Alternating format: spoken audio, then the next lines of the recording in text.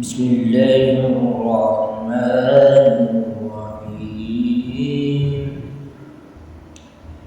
يا أيها المزمل قم الليل إلا قليلا نصفه وانقص منه قليلا أو زد عليه ورتل القرآن ترتيلا إنا سنلقي عليك قولا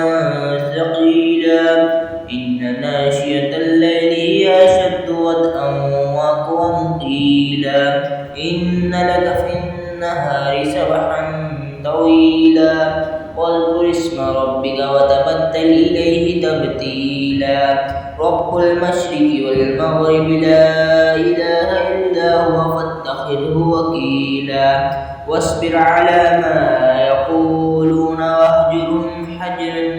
جميلا وذرني والمكذبين أولي النعمة ومهلهم قليلا إنا لدينا أنكالا وجحيما وطعاما ذا غصة وعذابا عليما يوم ترجف الأرض والجبال وكانت الجبال كثيبا مهيلا إنا أرسلنا إليكم رسولا شاهدا عليكم كما أرسلنا إلى فرعون رسولا فعسى فرعون الرسول فأخذناه أخذا وبيلا فكيف تتقون إن كفرتم يوما يجعل الولدان شيبا السماء منفطر به كان وعده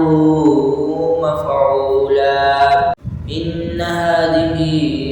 تذكرة فمن شاء اتخذ إلى ربه سبيلا إن ربك يعلم أنك تقوم أدنى من ثلثي الليل ونصفه وثلثه وطائفة من الذين معك والله يقدر الليل والنهار علم أن لن تحصوه فتاب عليكم فاقرؤوا ما تيسر من القرآن علم أن سيكون منكم مرضى وآخرون يضربون في الأرض يبتغون من فضل الله وآخرون يقاتلون في سبيل الله